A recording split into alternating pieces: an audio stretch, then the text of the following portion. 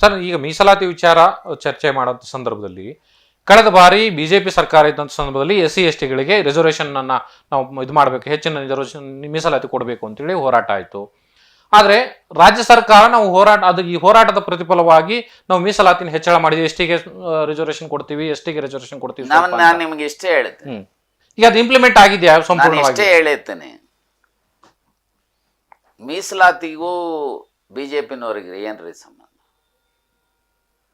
ಗೋಕುಲಾಷ್ಟಮಿಗೂ ಇಮಾಮ್ ಸಾಬರಿಗೆ ಹೇಗೆ ಸಂಬಂಧ ಇರ್ಲಿಕ್ಕೆ ಸಾಧ್ಯತೆ ಇಲ್ವೋ, ಸೊ ಹಾಗೆ ಬಿಜೆಪಿನವ್ರಿಗೂ ಸಾಮಾಜಿಕ ನ್ಯಾಯಕ್ಕಾಗ್ಲಿ ಮೀಸಲಾತಿಗಾಗ್ಲಿ ಏನು ಸಂಬಂಧ ಇಲ್ಲ.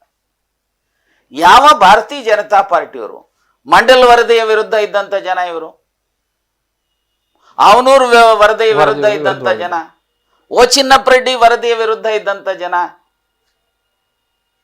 ವೆಂಕಟಸ್ವಾಮಿ ಕಮಿಷನ್ ವರದಿ ವಿರುದ್ಧ ಇದ್ದಂತ ವರದಿ. ಈಗ ಇಷ್ಟೇ ನಾನು ಹೇಳಲಿಕ್ಕೆ ಬಯಸ್ತೇನೆ, ರಾಜಕೀಯ ಕಾರಣಗಳಿಂದ ಒಂದು ಆದೇಶವನ್ನ ಮಾಡಿದರೆ ಹೊರತು ಸಂವಿಧಾನಾತ್ಮಕವಾಗಿ ಅದು ಊರ್ಜಿತ ಆಗಲಿಕ್ಕೆ ಕ್ರಮ ಜರುಗಿಸಬೇಕು ಅಂತೇಳಿ ನಾವೆಲ್ಲ ಒತ್ತಾಯ ಮಾಡಿ. ಈಗ ಉದಾಹರಣೆಗೆ ರಾಜ್ಯದಲ್ಲಿ 17.1% 2011 ಜನಗಣತಿಯ ಪ್ರಕಾರ 17.1% SCಗಳಿದ್ದಾರೆ, ಹಾಗೆ 7% STಗಳಿದ್ದಾರೆ. ಜನಸಂಖ್ಯೆಗೆ, ಯಾಕಂದ್ರೆ ಕೇಂದ್ರ ಸರ್ಕಾರ 2004-05 ಜನಸಂಖ್ಯೆಗೆ ಅನುಗುಣವಾಗಿ ರಾಜ್ಯದಲ್ಲಿ ಮೀಸಲಾತಿಯನ್ನ 7.5% STಗೆ ಕೊಡಲಾಗಿತ್ತು. ಹೌದು, SCಗೆ 17% ಕೊಡಲಾಗಿತ್ತು ಡಾಕ್ಟರ್ ಮನಮೋಹನ್ ಸಿಂಗ್ರ ಅವಧಿನಲ್ಲಿ. ಸೊ ಯಾವಾಗ STಗೆ 3% ಇರೋದು 7% ಆಗಬೇಕು, ಡಿಮ್ಯಾಂಡ್ ಇದು 7.5%. ಓಕೆ, ಆ ಸಮಯದಲ್ಲಿ ಟರ್ಮ್ಸ್ ಆಫ್ ರೆಫರೆನ್ಸ್ ಅನ್ನ ಜಸ್ಟಿಸ್ ನಾಗಮೋಹನ್ ದಾಸ್ ಅವರವರಿಗೆ ಕೊಡುವಂತ ಸಂದರ್ಭದಲ್ಲಿ ನನ್ನ ರೋಲು ಸಹ ಬರೀ ST ಅಷ್ಟೇ ಅಲ್ಲ, SCನೂ ಸಹ ಸೇರಿಸಿ ಆಗಬೇಕು ಅಂತೇಳಿ ಇಲ್ಲೇ ಹೋಟ್ಲಲ್ಲಿ ಮಲ್ಯ ಅವರ ಕಾಂಪ್ಲೆಕ್ಸ್ ಏನಿದೆಯಲ್ಲ ಆ ಹೋಟ್ಲಲ್ಲಿ ತೀರ್ಮಾನ ಮಾಡಿದಂಥದ್ದು. ಸೊ ಅಂತಿಮವಾಗಿ ಜಸ್ಟಿಸ್ ನಾಗಮೋಹನ್ ದಾಸ್ ಅವರು ಕೊಟ್ಟರು ವರದಿಯನ್ನ. ಸೊ ಅದಾದ ಮೇಲೆ ಸಾಕಷ್ಟು ನೀರು ಹರಿದೋಗಿತ್ತು, ಸರ್ಕಾರಗಳು ಬದಲಾವಣೆಗಳಾಗಿತ್ತು. ಭಾರತೀಯ ಜನತಾ ಪಾರ್ಟಿಯವರು ಅಧಿಕಾರಕ್ಕೆ ಬಂದಂತ ಸಂದರ್ಭದಲ್ಲಿ ಒಂದು ಜಗಲಿರಿ ಮಾಡಿದಂತ ಸಮಯದಲ್ಲಿ ನಮಗೂ ಸಹ ಮೀಸಲಾತಿ 7%ಗೆ ತಗೊಂಡು ಹೋಗಿದ್ದೀವಿ, ಅವ್ರಿಗೆ 17% ತಗೊಂಡು ಹೋಗಿದ್ದೀವಿ ಅನ್ನೋದ್ರ ಜೊತೆಗೆ ಮೈನಾರಿಟಿಯ ಮೀಸಲಾತಿಯನ್ನ ತೆಗೆದು ಇನ್ನೊಂದಿಷ್ಟು ಮೀಸಲಾತಿಯನ್ನು ಹಂಚೋದಕ್ಕೆ ಪ್ರಯತ್ನ ಮಾಡಿದ್ರು. ನಾನು ಆ ಸಮಯದಲ್ಲಿ ಹೇಳಿದ್ದೆ, ಮೀಸಲಾತಿ ಏನು ಇಂದಿರಾ ಸಹಾನಿಸ್ ಕೇಸಲ್ಲಿ 50% ಮೀರಬಾರದು ಅಂತೇಳಿ ಫುಲ್ ಬೆಂಚ್ ಜಡ್ಜ್ಮೆಂಟ್ ಇದೆಯಲ್ಲ ಇಂದಿರಾ ಸಹಾನಿಸ್ ಕೇಸಲ್ಲಿ ಮಂಡಲ್ ವರದಿ ಹಿನ್ನೆಲೆಯಲ್ಲಿ. ಸೊ ಅದನ್ನ ಉಳಿಬೇಕು ಅನ್ನೋ ಹಾಗಿದ್ರೆ ಯಾರಾದ್ರೂ ಪ್ರಶ್ನೆ ಮಾಡಿದ್ರೆ ಕಷ್ಟ ಆಗ್ಬೋದು. ಹೇಗೆ ತಮಿಳುನಾಡಿನಲ್ಲಿ 50% ಬದಲು 69% ಮಾಡದಂತ ಅದನ್ನ 9 ಶೆಡ್ಯೂಲ್ಗೆ ತಂದಿದ್ದಾರೆ ಪಾರ್ಲಿಮೆಂಟ್ ಅಲ್ಲಿ, ಸಂವಿಧಾನದ 9 ಶೆಡ್ಯೂಲ್ಗೆ. ಹಾಗೆ ನಮ್ಮ ರಾಜ್ಯದ ಬಿಜೆಪಿಯ ಸರ್ಕಾರ ಬದಲಾವಣೆ ಮಾಡದಂತ ರಿಸರ್ವೇಶನ್ ಇದನ್ನ ನಿಮ್ಮದೇ ಸರ್ಕಾರ ಕೇಂದ್ರದಲ್ಲಿದೆ, ದಯಮಾಡಿ 9 ಶೆಡ್ಯೂಲ್ಗೆ ತರಬೇಕು ಅಂತೇಳಿ ನಾವು ಒತ್ತಾಯ ಮಾಡೋದು, ಇವತ್ತಿಗೂ ಮಾಡಲಿಲ್ಲ.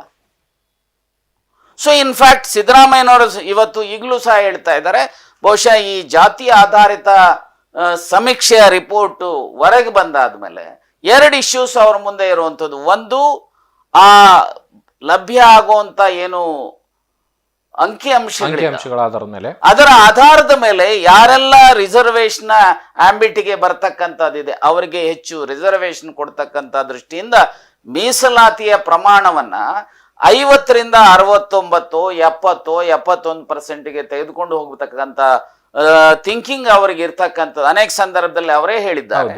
ಇನ್ನೊಂದು, ಈಗಾಗಲೇ ಈ ಶೆಡ್ಯೂಲ್ ಕಾಸ್ಟ್ ಅಲ್ಲಿ ಆಂತರಿಕ ಮೀಸಲಾತಿಯನ್ನ ಹೋರಾಟಗಳು ನಡೀತಾ ಇದೆ, ಕೊಡಬೇಕು. ಮತ್ತೆ ಸುಪ್ರೀಂ ಕೋರ್ಟ್ನವರು ಸಹ ಅದನ್ನ ಕೊಡುವಂತ ಜವಾಬ್ದಾರಿ ಆಯಾ ರಾಜ್ಯ ಸರ್ಕಾರಗಳಿಗೆ ಇದೆ ಹಿನ್ನೆಲೆಯಲ್ಲಿ ಬಹುಶಃ ಈಗಾಗಲೇ ಮುಖ್ಯಮಂತ್ರಿಗಳು ಅದರ ಬಗ್ಗೆ ಸಾಕಷ್ಟು ಸಾರಿ ಹೇಳಿದ್ದೇವೆ, ನಾವು ಕೊಡ್ತೇವೆ ಅಂತ. ಈ 2 ಇಶ್ಯೂಸ್ ಅನ್ನ ಬರುವಂತಹ ದಿನಮಾನಗಳಲ್ಲಿ ಈ ಸಮಸ್ಯೆಯನ್ನ ಪರಿಹಾರ ಮಾಡತಕ್ಕಂತ ಪ್ರಾಮಾಣಿಕ ಪ್ರಯತ್ನ ಸನ್ಮಾನ್ಯ ಸಿದ್ದರಾಮಯ್ಯನವರು, DK ಶಿವಕುಮಾರ್ ಅವರದ್ದು ಮತ್ತು ಕಾಂಗ್ರೆಸ್ಸಿನ ಸರ್ಕಾರ ಮಾಡ್ತಾರೆ ಅಂತೇಳಿ ನಾವು ಭಾವಿಸ್ತೀವಿ. ಆದ್ರೆ ಜಾತಿ ಗಣತಿ ವರದಿ ಹೊರಗಡೆ ಬರ್ಲಿಕ್ಕೆ ಈಗ ಕಾಂಗ್ರೆಸ್ನ ಕೆಲವರು ನಾಯಕರೇ ಬಿಡ್ತಾ ಇಲ್ಲ ಅನ್ನುವಂತ ಮಾತುಗಳು ಇದಾವೆ ನೋಡಿ. ಯಾಕಂದ್ರೆ ನನಗೆ ಗೊತ್ತಿರೋ ಹಾಗೆ ಯಾರು ವಿರೋಧ ಇದ್ದಾರೋ ಯಾರು ಪರ ಇದ್ದಾರೋ ಗೊತ್ತಿಲ್ಲ.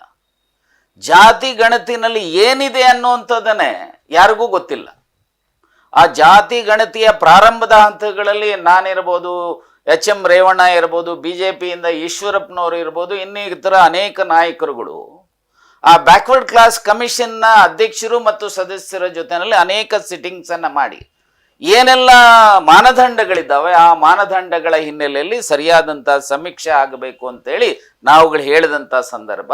ಸುಮಾರು ಈಗಾಗಲೇ ಯಾವ ಸಮೀಕ್ಷೆನೂ 100% ಸರಿ ಇರುತ್ತೆ ಅಂತ ಹೇಳಿ ನಾವೇನು ನಮ್ಮ ಸೆನ್ಸಸ್ ಮಾಡ್ತಾರೆ 10 ವರ್ಷಕ್ಕೊಮ್ಮೆ, ಈಗ ಮಾಡಿಲ್ಲ ಬಿಡಿ, 2011ರಿಂದ 2021 ಆಗಬೇಕಾಯ್ತು, ಆಗಿಲ್ಲ. ಆದ್ರೆ ಸಮೀಕ್ಷೆ ಆ ರೀತಿಯ ಸೆನ್ಸಸ್ ಮಾಡುವಂತವ್ರು ಸಣ್ಣ ಪುಟ್ಟ ಲೋಪಗಳಿರ್ತವೆ.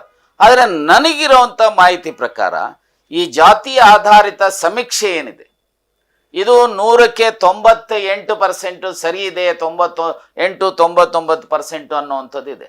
ಹಾಗಾಗಿ ಆ ವರದಿ ಆಚೆ ಬಂದಾದ್ಮೇಲೆ ಆ ವರದಿನಲ್ಲಿ ಏನಿದೆ, ಯಾವ್ಯಾವ ಜಾತಿಯವರು, ಎಷ್ಟು ಜನ ಸರ್ಕಾರಿ ನೌಕರರಿದ್ದಾರೆ, ಎಷ್ಟು ಜನರಿಗೆ ರಾಜಕೀಯ ಸ್ಥಾನಮಾನಗಳು ಕೊಟ್ಟಿದ್ದಾರೆ, ಆಯಾ ಸಮಾಜದ ವರಮಾನಗಳೆಷ್ಟು, ಈ ಶಿಕ್ಷಣದ ಹಿನ್ನೆಲೆ ಏನು, ಆಯಾ ಸಮಾಜದ್ದು ಎಷ್ಟು % ಏನು, ಈ ತರದ ಅನೇಕ ಮಾಹಿತಿಗಳ ಹಿನ್ನೆಲೆಯಲ್ಲಿ ನಾನು ಅದಕ್ಕೆ ಹೇಳಿದೆ ಆರ್ಟಿಕಲ್ 340, 341 ಅಂಡ್ 342 ಅಂತೇಳಿ. ಸೊ ಆ ಹಿನ್ನೆಲೆಯಲ್ಲಿ ಈ ಮಾಹಿತಿಯನ್ನ ಇಟ್ಟು ನೋಡಿದಾಗ ಯಾವ ವರ್ಗವನ್ನ ಎಸ್ಸಿಗೆ ಸೇರಿಸಬಹುದು, ಯಾವ ವರ್ಗವನ್ನ ಎಸ್ಟಿಗೆ ಸೇರಿಸಬಹುದು, ಯಾವ ವರ್ಗವನ್ನ OBCಗೆ ಸೇರಿಸಬಹುದು ಅನ್ನೋದರ ಮಾಹಿತಿ ಲಭ್ಯ ಆಗುತ್ತೆ. ಅದರದ ಆಧಾರದ ಹಿನ್ನೆಲೆಯಲ್ಲಿ ಬಹುಶಃ ಕ್ರಮ ಜರುಗಿಸಲಿಕ್ಕೆ ಸಾಧ್ಯತೆ ಇದೆ. ನಾನು ಇಷ್ಟೇ ಹೇಳ್ತೇನೆ, ಆ ವರದಿನಲ್ಲಿ ಏನಿದೆ ಅನ್ನೋದನ್ನ ಅಧ್ಯಯನ ಮಾಡದೇನೆ ವಿರೋಧ ಮಾಡುವಂಥದ್ದು ಯಾರಿಗೂ ಶೋಭೆ ತರ್ತದೆ.